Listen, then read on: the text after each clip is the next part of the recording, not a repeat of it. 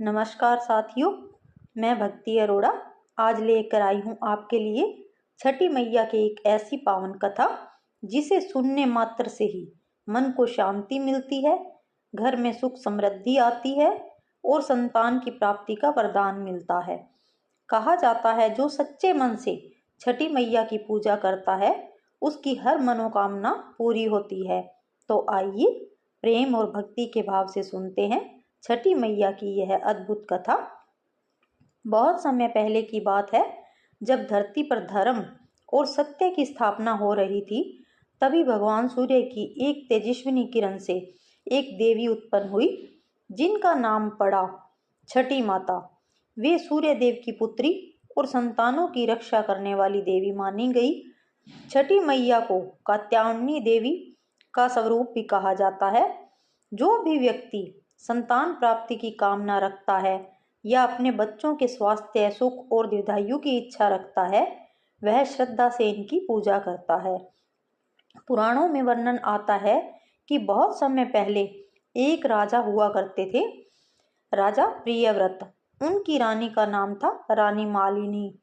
राजा रानी के पास धन संपत्ति, वैभव, सुख सुविधाएं सब कुछ था। बस एक ही कमी थी, उनके कोई संतान नहीं थी। संतान के बिना उनका जीवन अधूरा लगता था। वे हर देवी देवता की पूजा करते, हर व्रत उपवास करते, यज्ञ करवाते, लेकिन कोई फल नहीं मिलता। एक दिन दुखी होकर उन्होंने महर्षि कश्यप से उपाय पूछा। महर्षि ने कहा, राजन, संतान की प्राप्ति के लिए आप एक यज्ञ करवाइए। राजा रानी ने पूरे विधि विधान से यज्ञ करवाया और जब यज्ञ पूरा हुआ तो यज्ञ कुंड से एक सुंदर फल प्रकट हुआ। महर्षि ने कहा, रानी, यह दिव्य फल ग्रहण कीजिए, इससे आपको संतान प्राप्ति होगी।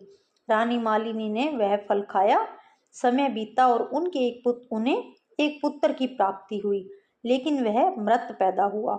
रानी उस शिशु को देखकर विलाप करने लगी। उनका हृदय टूट गया। राजा भी शोक में डूब गए। सारा महल शोक में डूब गया। तभी रानी की आंखों से आंसू बहते बहते जमीन पर गिरे और उसी क्षण एक दिव्य तेजस्विनी देवी वहां प्रकट हुई। रानी ने कांपते हुए पूछा, हे देवी, आप कौन हैं? तब वह बोली, हे रानी, मैं हूँ छठी मैया, संतान की अधित्राष्टि देवी। मैं ही हर माता की कोख में बच्चे की रक्षा करती हूँ और संतानों की आयु, बुद्धि और सुख का आशीर्वाद देती हूँ। रानी ने हाथ जोड़कर कहा, हे माँ, मुझ पर कृपा कीजिए, मेरी गोद सूनी है। माता मुस्कुराई और बोली, हे पुत्री, तुम्हारी परीक्षा ली गई थी। तुमने सच्चे मन से भक्ति की है, इसलिए आज मैं तुम्हें वरदान देती हूँ, तुम्हारी गोद अब कभी सूनी नहीं रहेगी। इतना कहकर छठी मैया ने अपने हाथों से उस मृत शिशु को स्पर्श किया और वह बच्चा जीवित हो गया। रानी खुशी से झूम उठी। राजा ने भी देवी को नमन किया और उस दिन से पूरे राज्य में उत्सव मनाया गया। राजा और रानी ने संकल्प लिया कि वे हर वर्ष इसी दिन मां छठी की पूजा करेंगे। उन्होंने सूर्य देव और छठी मैया की आराधना की, नदी के तट पर जाकर अर्घ दिया और व्रत रखा। उस दिन से ही छठ पर्व मनाने की परंपरा शुरू हुई।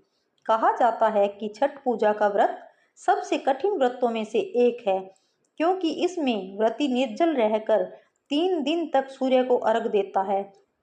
लेकिन जो भी व्यक्ति इसे सच्चे भाव से करता है, मां छठी उसकी सभी मनोकामनाएं पूर्ण करती है।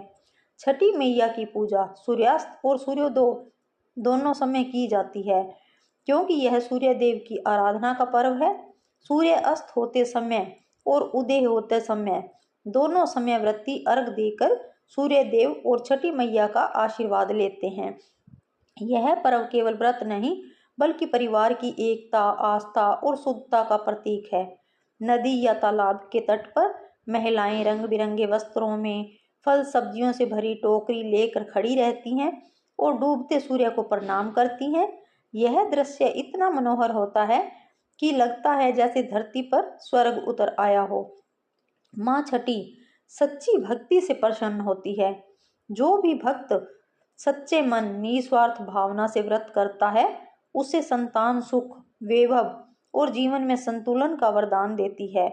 छठ पूजा का असली संदेश यह है कि सच्ची भक्ति और निष्ठा से किया गया कर्म कभी व्यर्थ नहीं जाता। तो भक्तों, यह थी छठी मैया की अद्भुत कथा, जिसे सुनने से ही मन में एक दिव्यता का अनुभव होता है। यदि आपने अब तक माँ छठी का व्रत नहीं किया तो इस बार केवल उनके नाम का ध्यान कर लीजिए। माँ आपकी झोली खुशियों से भर देंगी। कहते हैं जहाँ सच्चा विश्वास होता है वहाँ छठी मैया समय आकर अपनी कृपा बरसाती है। जय छठी मैया की, जय सूर्य देव की।